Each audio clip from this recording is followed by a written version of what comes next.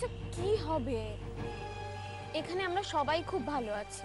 কি বলছিস রাশি? ঠিক আছিস মানে? কিচ্ছু ঠিক নেই তোরা। ঠিক করে বল না, কি হয়েছে কি? মা আমি বলছি তো সেরকম কিচ্ছু হয়নি এখানে। রাশি বাজে কথা একদম বলবি না আমাকে। আমি ফুলের কাছ থেকে সব শুনেছি। তোকে কারা হুমকি দিতে এসেছিল, তুই বাথরুমে ছিলিস, আমি তখন ফুল ফোন ধরেছিল, আমি সব শুনে নিয়েছি। রাশি বল না আমাকে সত্যি করে কি হয়েছে। এই ফুলকে নিয়ে আমি সত্যিই পারি না। কি দরকার ছিল তোমাকে এইসব কথাগুলো জানানোর? কথাটা বোঝার চেষ্টা কর। ফুল আমাকে বলতে চাইনি। শোন রাশি, ফুলকে আবার কিছু বলতে যাস না। আমি জোর করেছি তাই আমাকেও বলেছে। মা আমি তো তোমায় বলছি সেরকম কিছু হয়নি, তুমি প্লিজ শুধু শুধু চিন্তা করো না। ও রাশি, ওখানে কি অনেক কাজ বাকি? তুই ফিরবি কবে রাশি?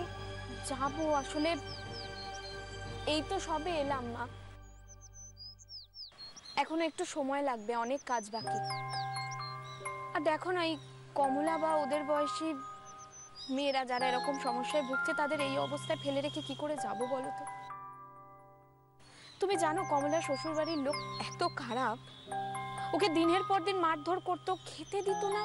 ওইটুকু একটা বাচ্চা মেয়ে কি কি সহ্য করেছে আমি তোমাকে কি বলবো মা। হ্যাঁ রে, ওই যে এসছিল কি, ওই শ্বশুর বাড়ির লোকজনই এসছিল বোধহয় না? হ্যাঁ, তবে তুমি ওই নিয়ে ভেবো না। সব লড়াই তো আর অত সহজ হয় না, বাধা বিপত্তি তো আসবেই। একটা কথা ভালো করে বোঝ রাশি, একটা অজানা অচেনা জায়গা, যদি আবার কোনো বিপদ আপদ হয়, আমার না সারাক্ষণ এই চিন্তা হয়ে যাচ্ছে রাশি। বলছিলাম অচেনা অজানা জায়গায় এইভাবে এতদিন থাকাটা কি আপনার পক্ষে খুব নিরাপদ হবে?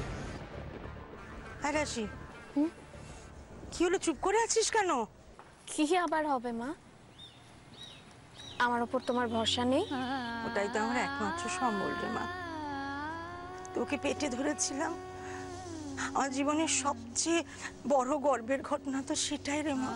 কি যে বলো না মা, আমাকে এই পথে চলতে তো তোমরাই শিখিয়েছো, তোমাদেরকে দেখেই তো আমি শিখেছি মা।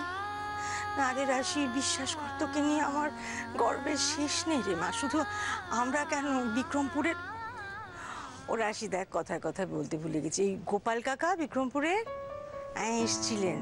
তাই? ওখানে সবাই কেমন আছে? ভালো আছে। তোর সঙ্গে দেখা হলো না, খুব আক্ষেপ করছিলেন। আর তোর এই এখানকার ছেলে মেয়েগুলোর হাতে সেই কাজ, ওই কাগজ কেটে কেটে সব বানিয়েছে, সব দেখে খালি বলছিলেন তোর ছোটবেলার কথা মনে পড়ে যাচ্ছে। তুই সেই বানাতিস না কাগজ কেটে, তোর মাটি দিয়ে অনেক কিছু গড়তিস, বলছে যে রাশির ছোটবেলার কথা মনে পড়ে যাচ্ছে। আরেকটা কথা কি জানিস তো, যাওয়ার সময় বলছিল যে রাশি একদম নিজের মতো করেই ওর মেয়েদের তৈরি করেছে। মা তোমাকে তো একটা কথাই বলা হয়নি। তুমি জানো এখানে একটা বাচ্চা মেয়ের সাথে আলাপ হয়েছে, ওর হাতের কাজও খুব সুন্দর, ওই কাগজ কেটে কেটে ছোট ছোট সুন্দর সুন্দর ফুল বানায়। ওর পড়াশোনা করার খুব ইচ্ছে গো, কিন্তু ওর মা এত গরিব আর অসুস্থ, তো তাই ওকেই বাড়ি বাড়ি গিয়ে ফুল বিক্রি করতে হয়, সময় পায় না পড়াশোনা করার। কিন্তু মা যেটুকু টাকা পায় ওই ফুল বিক্রি করে সেটা দিয়ে ওদের সংসার চালায়।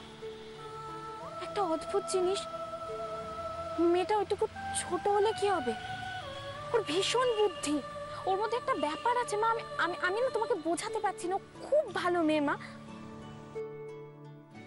হ্যালো মা, তুমি শুনছো আমি কি বলছি?